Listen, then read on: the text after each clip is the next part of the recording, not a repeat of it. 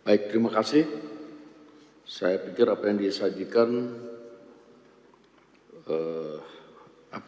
sudah bisa dipakai sebagian oleh BNPB untuk kemudian menjadi patokan selain tanda tangan 3 pihak itu menyalurkan bantuan-bantuan baik bantuan tunai maupun penetapan untara dan lain-lain.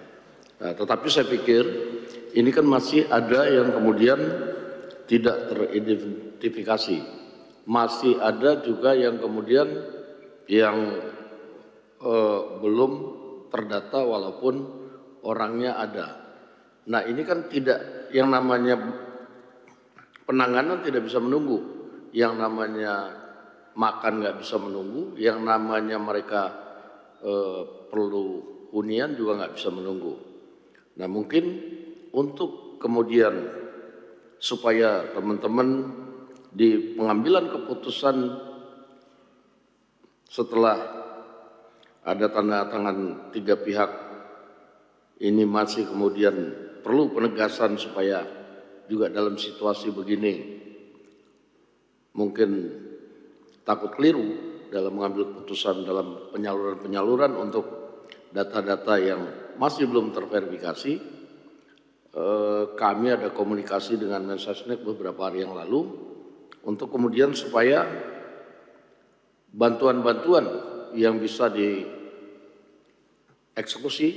kepada para saudara-saudara kita yang terdampak di Aceh bisa segera dapat dilaksanakan dalam tempo yang secepat-cepatnya.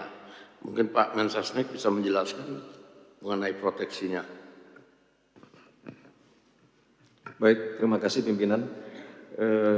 Berkenaan dengan hal tersebut memang kami sedang persiapkan dan realisasinya beberapa waktu yang lalu juga kami berkoordinasi dengan BNPB dan Kepala Satgas untuk melakukan proses secara bertahap. Jadi data yang sudah dianggap valid itu supaya bisa segera direalisasikan tanpa menunggu semua data terkumpul gitu.